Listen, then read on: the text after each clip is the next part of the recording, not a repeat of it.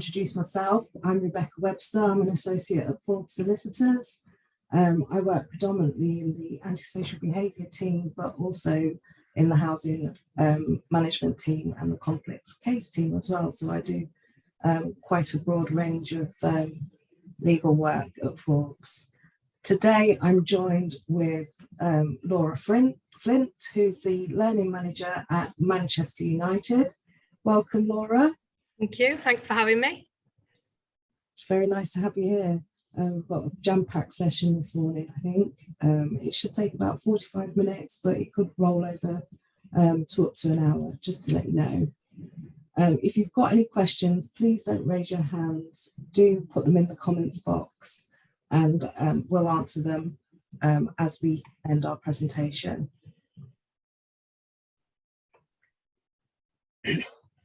So we've got close to 100 participants at the moment. So I'll start by saying what I'm going to be talking about today and a little bit about what Laura's going to be talking about. So I'm going to be covering what dementia is and the early signs. I'll touch on the code of practice for housing providers, a little bit on discrimination and dementia, and tenants with dementia as witnesses and perpetrators. And then I'll touch on a little bit of the public sector equality duty as well. Laura will talk about the general impact of a diagnosis of dementia on people's social interactions and spatial, is that how you say it? Spatial awareness.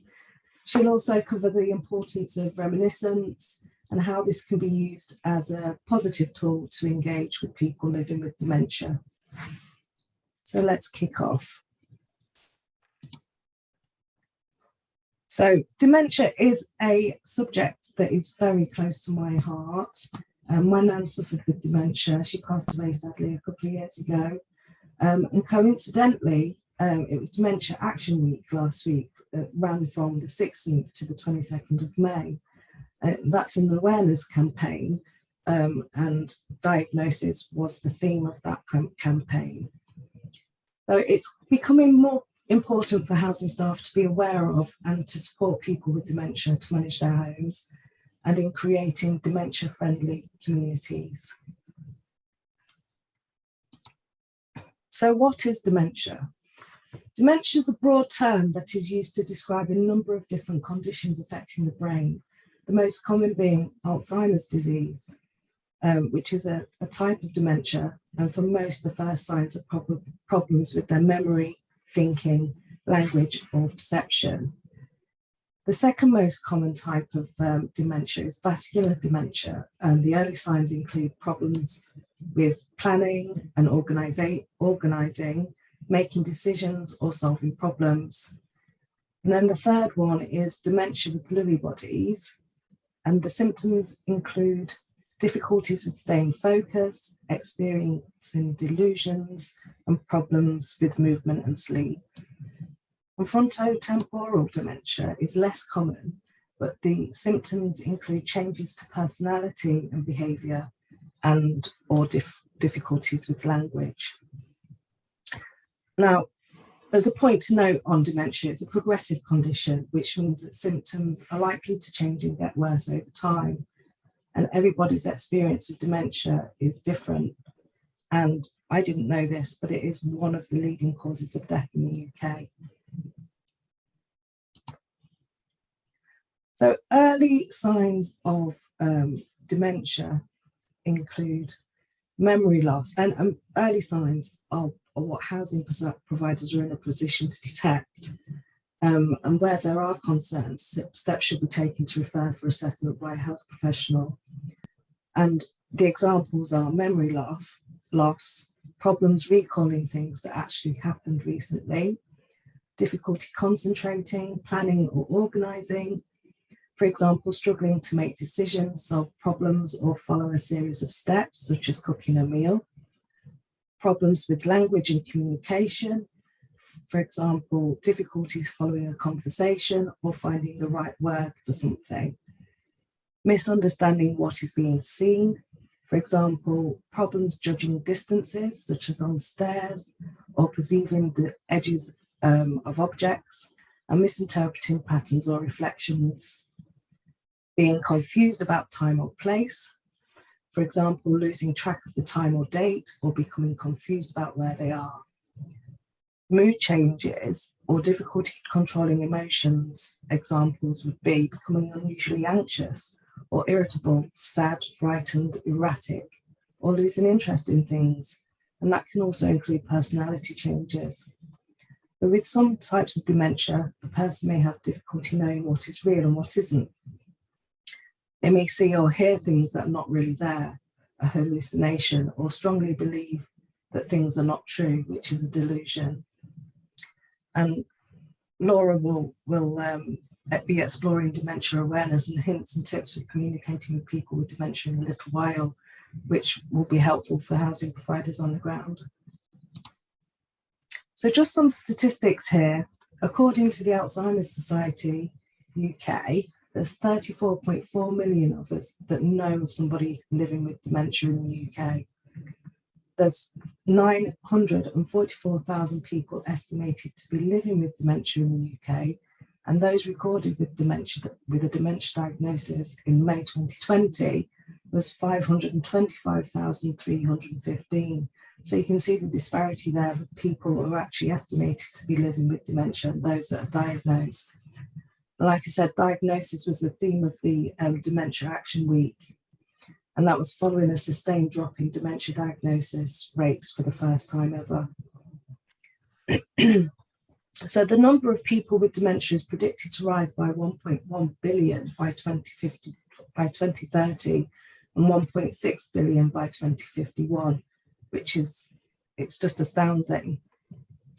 And according to the English Housing Survey of 2018 to 19, over a quarter of all households in the UK were led by somebody aged 65 or over. So that's 6.9 million households in total, and 1.09 million were social renters. So the National Housing Federation and the data specialist HACT, HACT, suggests that almost a third of housing association residents are over 65, and staff have more frequent doorstep contact with those individuals than many other statutory agencies. So housing providers have a vital role to play in dementia.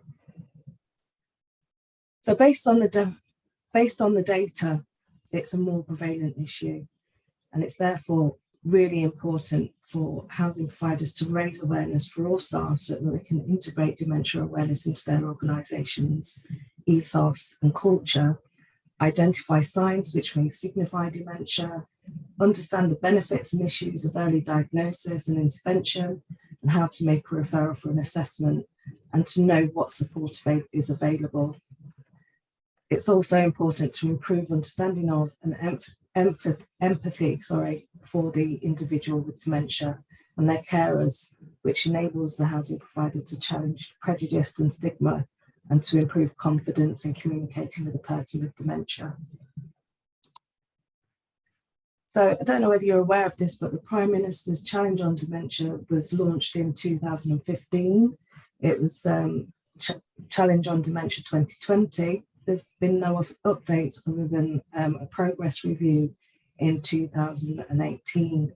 And at that time, 412 communities in England and Wales had committed to becoming dementia friendly.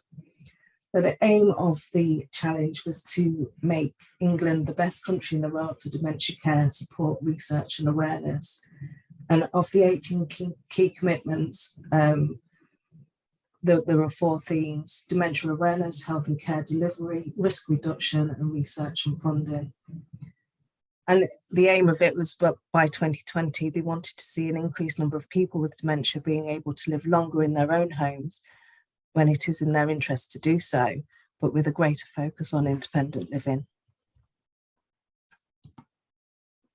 So there is a code of practice for the housing sector, excuse me. It was developed by the British Standards Institute and the Alzheimer's Society for dementia-friendly communities, and housing is a focus for action. It identifies key areas that housing providers can help to support people living with dementia and they include adaptations, the built environment, design and access to outdoor space, assistive technologies, including telecare, training of all staff in the housing sector. And sometimes simple adaptations can support the well-being and independence and allow people with dementia to stay in their home for longer. So an assistive technology can have enormous benefits of improving safety, independence and well-being. My nan made adaptations to her flat. She had a stair lift, she had telecare, a personal alarm, a key safe, grab rails, walk-in shower. So they did quite a lot of adaptations in terms of my nan, which was really, really good. And she used to forget to turn off a cooker as well. So they disconnected her hob and cooker. In terms of training, a good place to find training is the Alzheimer's Society, who develop and deliver training to organisations across all sectors. There are a number of courses available, and they can also be specially tailored to requirements. It can be delivered virtually or in person. And I've put a link to their training section later on in the later slides for people who want to explore that. So people with dementia can often be supported to continue to enjoy life within their own homes, either living alone or with others who may take a caring role. But when living in their own home is no longer sustainable, other housings are available that provide a greater level of support, such as sheltered housing and extra care housing and care homes ultimately. So I'm just going to touch very quickly on dementia and disability. The definition of a disability is in the Equality Act, and the Equality Act protects people with protected characteristics, including disability, from unfair discrimination in the UK. And a person has a disability if they have a physical or mental impairment, and that impairment has a substantial and long-term adverse effect on their ability to carry out normal day-to-day activities. You may be aware that some conditions are expressly deemed to be disabilities in the Equality Act, for example, blindness, cancer, HIV, and severe disfigurement. And in such cases, the complexities of the definition is bypassed, but dementia is not one of those. It's not in that definition. I mean, it falls outside of that definition. But because of the cognitive and physical impairments caused by dementia are recognised as a disability, many people with dementia will be classed as disabled. But please be aware that some might not, though, especially in the early stages.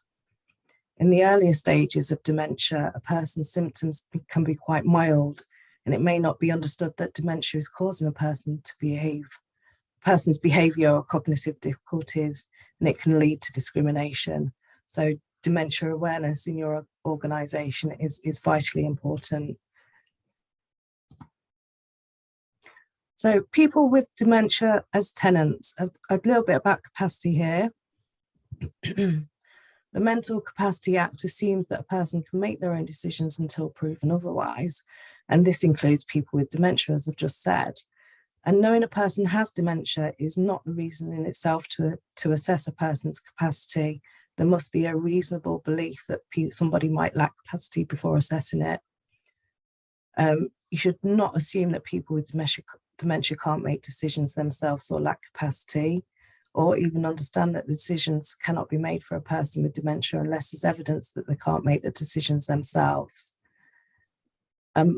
Mental capacity may come and go. For example, a person with dementia may temporarily lose capacity if they're experiencing delirium, which is a sudden extreme confusion, and that would normally often be due to an infection. And then my nan had suffered with those quite a bit in the later stages, or whether they're taking a sedative medication, so that could cause a delirium as well.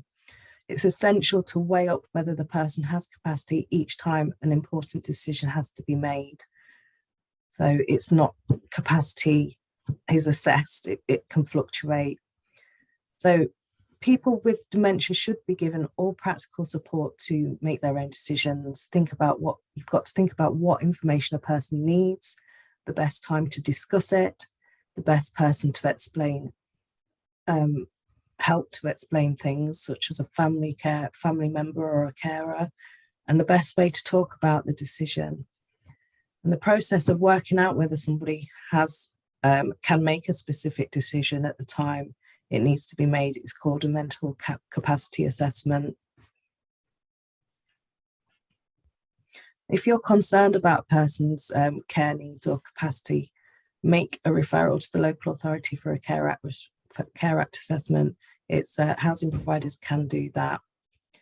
And just a note on the lasting power of attorney. There may come a time when a person with dementia no longer has capacity and is unable to make decisions about their health and welfare, their property and financial affairs. And the lasting power of attorney appoints somebody else to make the decisions on their behalf and in their best interest. A person can only draw up a lasting power of attorney when they have the mental capacity. But for my nan, a lasting power of attorney was drawn up when capacity was fluctuating. The majority of the time she understood things, but then there were times when she didn't. So it was very, very important to have her sign that document when she had that capacity. And that application can be done online as well, but obviously you need to print it out and get the person to sign it. But the application was done online, and my mum and my auntie shared the lasting power of attorney for my nan. So for people who don't have a lasting power of attorney, it will be more difficult for someone else to make decisions on their behalf. They may have to apply to the Court of Protection to be appointed as the person's deputy, which can be a long and complex and expensive process. And even if somebody is married or in a civil partnership, their partner is not automatically entitled to make decisions on their behalf. So setting up the lasting power of attorney is in advance is really strong. It's very strongly recommended. So if we're looking at victims and witnesses when it comes to antisocial behaviour, the use of ASB powers by housing providers, the police and local authorities should be focused on the impact of the behaviours having on or is likely to have on the victim, and the guidance, the Antisocial Behaviour Crime and Policing Act guidance for frontline professionals focuses specifically on putting the victim at the heart of the response to antisocial behaviour. And tenants with dementia may be the victims of antisocial behaviour, and if it is motivated due to a protected characteristics, for example, their disability, then the behaviour will be a hate crime and should be reported to the police. So the impact of antisocial behaviour can seriously harm a tenant, regardless of whether they've got dementia or any other mental health condition. And it's important to consider when determining whether the behaviour complained of amounts to ASB, and that the impact is, you need to consider that impact. So where the behaviour, when assessed, may ordinarily fall below the level of nuisance, harassment, alarm or distress, the potential harm to the victim with dementia, may be such that the threshold can be met. And as part of the process in deciding what action to take, housing providers should carry out continuing risk assessments, and the tenant should be supported throughout the process, and additional practical and emotional support should be considered. Gathering evidence, the symptoms of dementia, such as memory loss, confusion, misunderstanding, may mean that the tenant may have limited capacity or fluctuating capacity, which can make gathering evidence, investigating complaints and taking witness statements difficult. So where possible, talk to a family member, carers, healthcare officials or any other professional involved with the tenant to glean as much information as you can, and consider whether it's in the tenant's best interest to give evidence, because the court process can be extremely stressful for anybody, but for somebody with dementia, it can be extremely stressful. So consider whether there's another way you can submit evidence without the need for the tenant to be named or to attend court.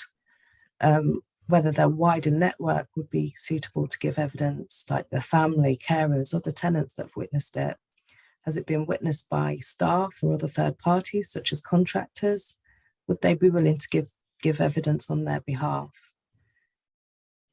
And to keep the tenant out of the court process as much as possible, or to protect the victim from being identified, evidence is likely to be hearsay and will generally be in the housing management witness statement. And professional witness statements can be provided by the police, healthcare officials, or any other professional who's interviewed the witness directly.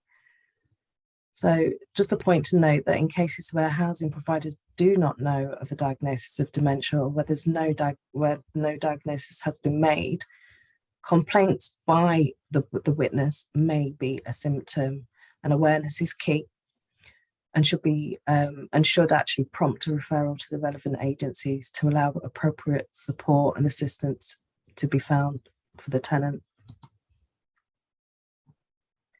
So dementia, tenants with dementia as perpetrators. So the nature of dementia is that behaviour problems can develop as it progresses, and the more common behavioural problems are repeating actions, words or gestures, which can involve asking the same questions again and again, repeating a task such as packing and unpacking a bag, making multiple phone calls to family and friends, even to the housing providers, being restless, perhaps pacing up and down in a room or a corridor, or fidgeting and showing signs of anxiety, shouting or repeatedly calling out for someone or something, showing a lack of inhibition that could involve addressing people inappropriately, indecent exposure, undressing in public places, and improper sexual behaviour, walking around during the day or night, becoming increasingly suspicious, suspecting people are plotting against them, trying to catch them out or hiding things from them, being anxious and agitated, frequently a direct result of the profound nature of and changes brought about by dementia. So it's easy to see how these common behaviours could be classified as antisocial behaviour and cause nuisance to neighbours.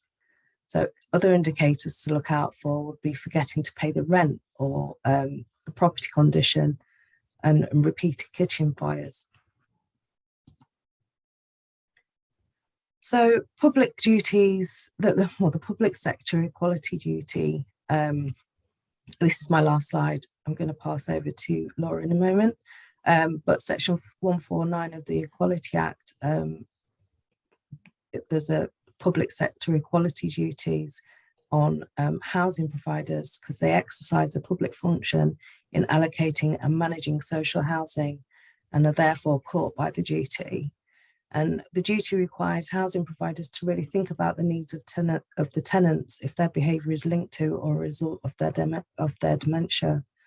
And the duty is continuing, and a detailed Equality Act review should be carried out before deciding what action to take and throughout the process to allow the rationale for taking action to be kept up to date.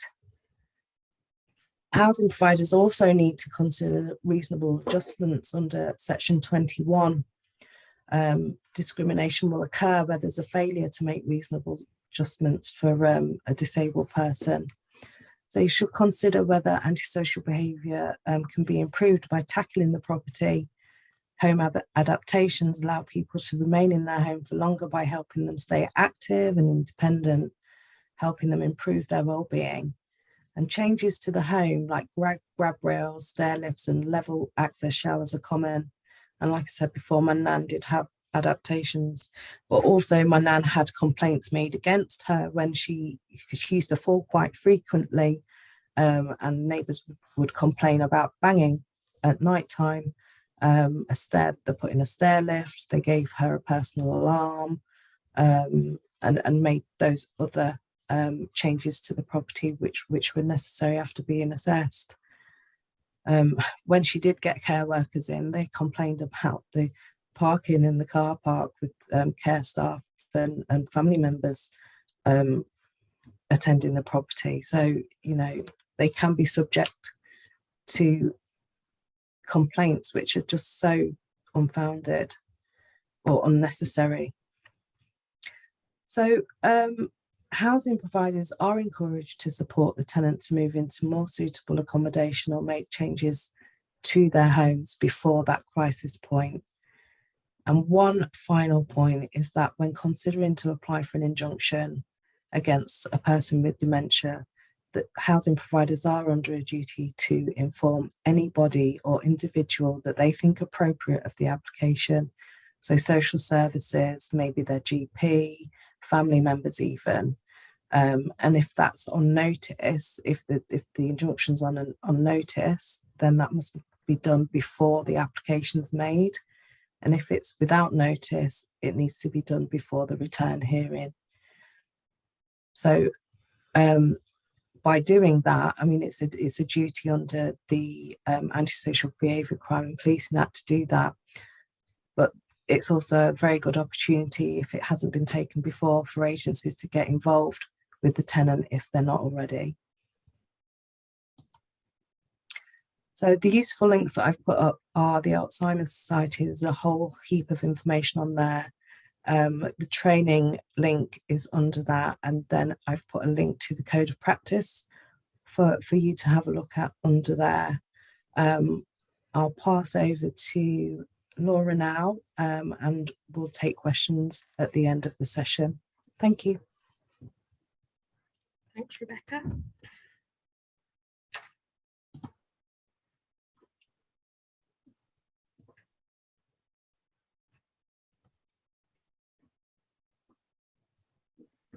Okay, so hopefully that screen is nice and clear for everyone. Yeah, thanks for having me taking part in the session this morning. As Rebecca said, I'm the Learning Manager at Manchester United Museum. So my role has sort of many strings attached to it, mostly engaging with people through the power of football to try and enhance their learning activities or social interactions. A lot of my job focuses on young people, but there was an event held here in 2017, celebrating a particular trophy that had been won by Manchester United, and a number of players who had played in the match, which the anniversary was. So it was a 1977 FA Cup win, and a number of the players who came to attend as a sort of reunion came to speak to us afterwards, and it became apparent either by their own admission or family members that they were living with dementia. And then sort of after that, the conversation started that within the Football Club of Manchester United, we set a huge amount of importance to working with young people. We have our own charity, the Manchester United Foundation.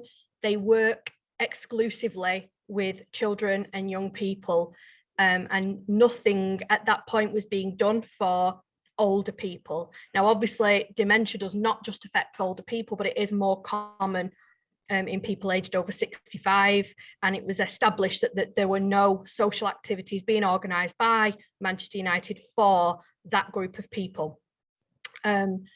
So we saw that as a really valuable group of people, really important to the football club, but also, as my last point there says on the slide, they in effect were a forgotten group of fans, because so much focus was being put on young people, which is right and very, very important, particularly in areas like Old Trafford, where I'm sitting right now, where we have, I'm sure you know, there are huge areas of social deprivation very close to the stadium. So the focus on young people is absolutely correct, but it just became apparent that that older group of fans was somehow being forgotten. And so we spent the best part of 2 years, once we had the conversation and established that this was something we wanted to do, and we felt very strongly about, we then spent the best part of 2 years engaging with these various groups that you can see in front of you. So we met several times with Everton, who, even as a Manchester United employee and fan, I have absolutely no issue in stating that Everton are an absolutely incredible community club. Their engagement in their local community is outstanding. And in particular, they are leaders in the area of working with fans who are living with dementia. So we spent a lot of time shadowing their team and finding out how they do what they do. Their sessions have been running for many, many years and are very well attended. We also attended sessions with Burnley, who were doing great work again. Theirs was in conjunction with and supported by the Alzheimer's Society, as opposed to it being run in-house, which is what Everton's is done. Sorry, is how Everton run their sessions. We also looked at some other football clubs and other sports teams where it's more commonly run by an organisation called Sporting Memories. So they are an organisation who provide these types of sessions based in community locations. So that may be a sporting location, a sporting venue, or it may just be a community centre. But Manchester United decided that if we were going to do it, we should do it ourselves. So obviously we've engaged with the Alzheimer's Society ourselves. Every member of staff in the Manchester United Museum is trained as a dementia friend. That was a commitment we made when we decided we were going to try and engage with this group of people. And a number of our staff are also trained as dementia champions. So for anybody who is interested, we found the Dementia Friends training particularly helpful. It is free of charge. You can make a donation to the Alzheimer's Society. They provide the training. So that will be built in with Rebecca's training link that she provided. We also engaged in training in how to run sessions based on reminiscence, because of course, as Rebecca mentioned, for many people, the sort of big signpost to the fact that they may be living with dementia is memory loss. That's often an early sign. And so, for example, my grandma can't remember if I went to see her yesterday, but she can tell me all about being evacuated during the Second World War. So engaging with people through reminiscence is a really powerful tool, and certainly helps remove that fear and uncertainty that many people living with dementia have about the world that they're living in right now. We visited other museums who also run sessions, and we also had a very early meeting with Andy Burnham, the Mayor of Greater Manchester, who was extremely supportive and very keen in trying to support us in our aim, which is to become a dementia-friendly stadium. So there are, as Rebecca mentioned before, there are adaptations that can be made to venues, including one as large as this, a huge football stadium. Some of those adaptations are very minor, very small, and very cheap to do, and some obviously are quite big, particularly in a venue like this, but that is something that is in a long-term plan for rebuilding and refurbishment works here at Old Trafford. So as we mentioned before, and this is what happens in our actual sessions now, a lot of those fans and people who attend our sessions, they can't particularly remember what happened in recent matches.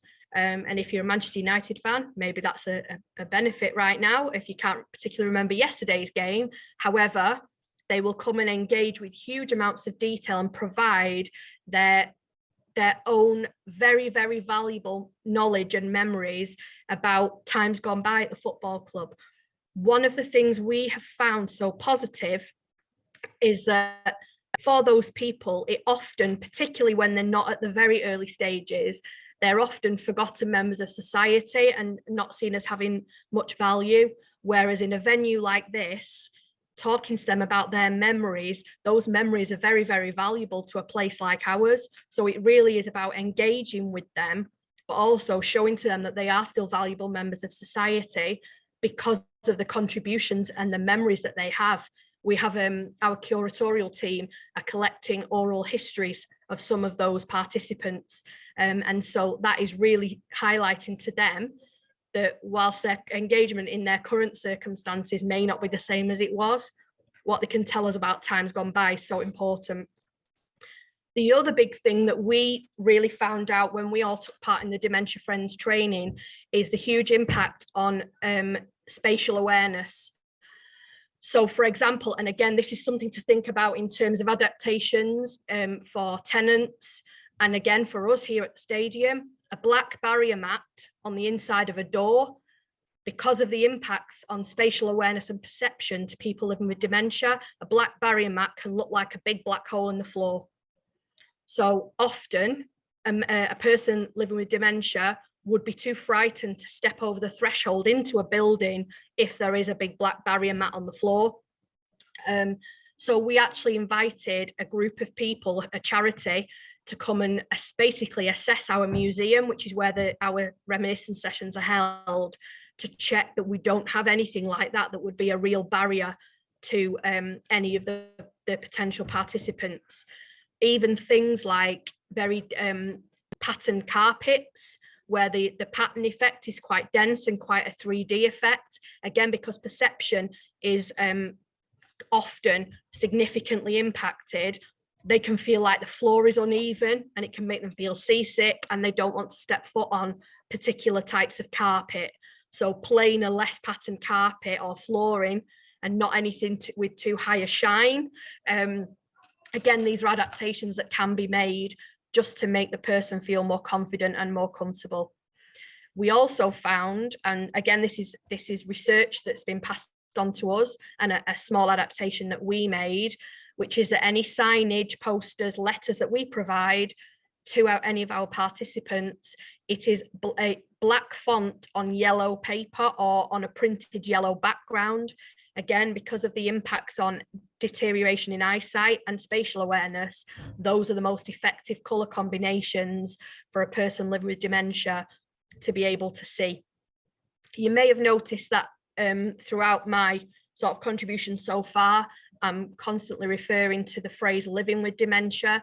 This is something we were taught right at the beginning, that it is not best practice to refer to a client, a person, a participant as somebody suffering with dementia or suffering from dementia, because many of those people are not suffering. It's a condition they are living with. So the correct terminology is to refer to someone as living with dementia as opposed to suffering from.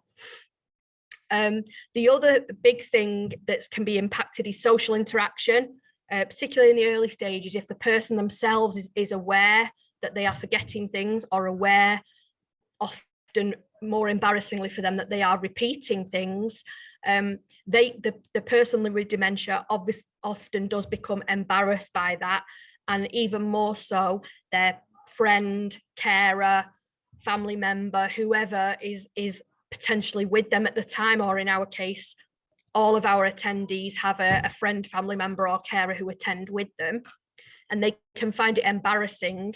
So for example, we had an attendee in our sessions who would sing the same song about George Best 30 times in a 90-minute session. And initially her husband was quite embarrassed, and it was only after he realized that the other attendees were all in the same boat and there was no judgment and it was just accepted, and his wife was treated with absolute sensitivity and dignity, that he relaxed and she relaxed. Because we've also found that the friend, carer or partner finds the sessions equally, if not more beneficial than the person living with dementia, because often, sadly, the person living with dementia doesn't necessarily remember when they return to us in 2 weeks' time, but their friend, family member or carer does remember, and they find it really valuable. So for example, the lady I just mentioned, she has now deteriorated, her condition has worsened, so she now lives in a care home, but her husband still attends the sessions by himself because it was so important for him, and because their social circle had really dwindled due to her condition. So what we actually do, we decided that the sessions would focus on people with early to middle stage dementia. And we do also invite people who are simply living alone, because of course that can also have huge impacts on people's behaviour, people's interactions, people's antisocial behaviour. So it's trying to provide a social group for those people. We do not ask, however, for any diagnosis or confirmation. That is not for us to do. We are not medical professionals. So if somebody gets in touch and asks to join the sessions, we take them at their word. The only thing we ask is that if they're attending because they say they're living with dementia, is that they attend with a friend, family member or carer. So we run our sessions fortnightly on Monday afternoon. So I actually have my group this afternoon after we finish today. And then we are also engaging with a separate group from Age UK. And I also have a group of Salford Army veterans who want to come in and do some reminiscence, many of whom are also living with dementia next week. Due to the advice we've received in terms of the behavioural challenges in particular, and because we're not medical professionals, we have set a limit of 15 people to attend the group. So each one of those people must bring a +1 with them so that the group would never go above 30, purely because we want to make sure there is the opportunity for everybody to engage with the session. And if the group became too large, obviously that becomes too much of a challenge. At the moment, we run the sessions in the room I'm in right now, which is the Learning Zone 1, inside the museum. Again, we decided this was the best venue to host the sessions because the museum is all about the history of Manchester United and reminiscing about the football club. And so our participants are free to go and have a look around the museum either before or after any of the sessions that take place. We are, however, moving to a different venue just further around the stadium, the Ability Suite. So that is in the section for disabled supporters, and it is a fully accessible venue. It has fully accessible toilets. The museum is accessible, but it's a little bit more difficult to get to. So the venue we're going to move to is definitely more suitable just in terms of all the things I mentioned earlier, the barrier mats, the flooring, the toilet facilities, all those things are easier to negotiate for our participants because many of them also have physical disabilities or just additional need where a venue like that would be easier to access for them. So examples of what we do, because we don't just talk about football. Obviously, most people who join a reminiscence group at a place like this are joining it because they're football fans or potentially Manchester United fans. But so we've talked about things like how people used to travel to the match, what your first match was like when you first attended Old Trafford, your memories of the FA Cup final. But also we then look at things like what it was like when you went to school, socialising around Manchester, and we actively encourage all of our participants to bring in their own photographs, their own memorabilia, or their friend, carer or family member to do that for them, because often that will spark a memory either in the person living with dementia or one of the other attendees in the session. And it also provides some ownership to the sessions for them.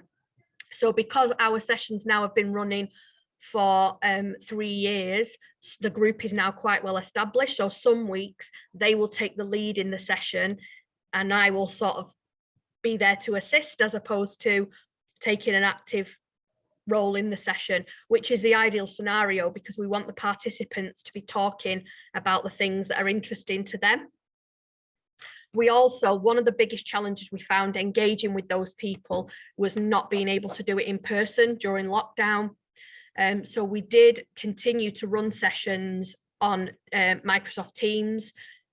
However, that was not anywhere near as well attended or as effective just in any way engaging with the attendees as it is when we run the sessions here in person. We also hosted over lockdown daily team sessions with our colleagues from the museum. We have a very large percentage, it's about 60% of the employees in the museum are aged over 60 and about 20% of those are aged over 70. So we do have some elderly members of staff who work here, many of whom are divorced, widowed, or simply live alone.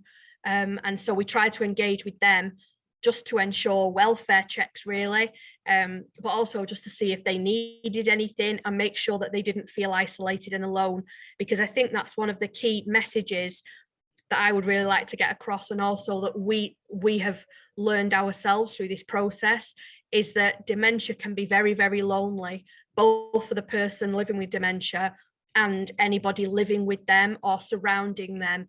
It can be a very, very lonely place to be, a very lonely illness, disease to have to negotiate through. And so that's what we try to do, just to try and remove a little bit of that loneliness and be there as an informal support, really. And that is about all that we can do. We're not trained medical professionals, but there are certainly lessons that we've learned just by interacting with those people every 2 weeks and trying to make them realize that their life is not over because they're living with dementia. And that's why we always use the phrase living with as opposed to suffering from. And that is the end of my slides too. Thank you, Laura. That was really, really informative.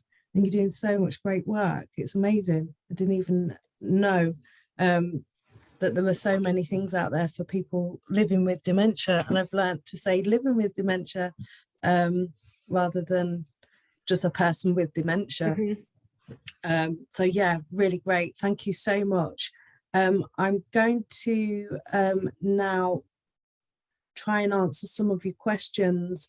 I've put, there's a chat at the bottom. I've just put the link to training that somebody asked for. In terms of making referrals, you can make a referral without consent to local authorities where the circumstances justify it. So if there's a safeguarding concern and it's really, really serious, then you can do that. I did a session on safeguarding previously. I think it was last month. The slides are available, I think, for everybody, but you can make a referral where circumstances justify it.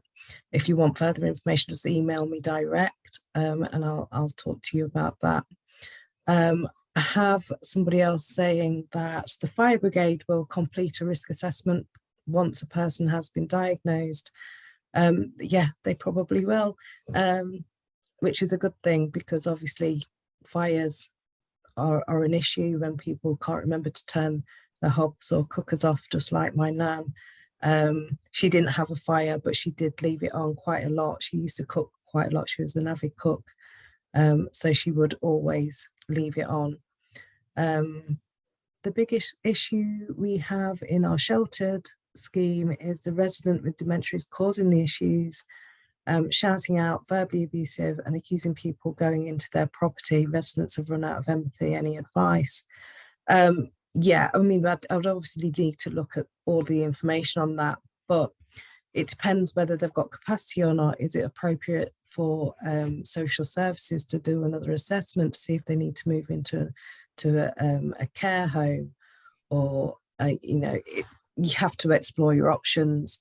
But if they've got capacity, it sounds like this person probably has either fluctuating capacity or very little capacity. So you're pretty stuck on what you could do on that one, other than moving them on to somewhere else, I think. But I'd obviously need to see all of the have all the information to make an informed decision on that. Next one, residents next of kin tend to ask change of lock and keep person living with dementia to be locked in when they're out. I have refused. Where do we stand on this at Sheltered? Is this something that you could potentially address, locking people into their houses? I wouldn't recommend that at all, especially if they can't exit it at all. Yeah, If there's a fire or yes. anything like that, don't do it. Absolutely not. Yeah, no, we again, just from experience of the participants that we've had, and also through personal experience with my grandma, we fully understand the issue and the concern about people venturing out into the road if they're confused. But as Rebecca said, if there was a fire and the person is out, the family member is out, and the person with dementia is locked in, something that we found useful, and I know that some of our attendees do, and it might sound really basic and really simple, is to put the key somewhere that the person can find, but with a big note on explaining what the key is to be used for, so that they remember they should only go for the key if or when. So potentially not leave it in the handbag where they would usually keep it, but leave it only to be opened if that makes sense, so that it almost clear instruction to remind and reinforce with the person that the key is here, but obviously you should only need to use it if. For my grandma, because she lives in sheltered and she does have carers going in, they have the key in a locked box, but she does also have a key on the inside too. But absolutely, I wouldn't recommend locking I wouldn't unless either. there's some access for the person or a carer.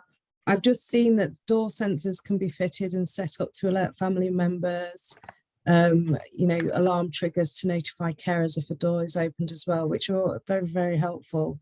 But we need to wrap up this session now, and I just want to thank everybody for attending today. It has been a really interesting topic for me to look at. Thank you, Laura, for your contribution today. Very, very informative. If you do have any questions, please feel free to email me. My email address is rebecca.webster@forbessolicitors.co.uk. I haven't put the slide up because I don't know how to get back to it.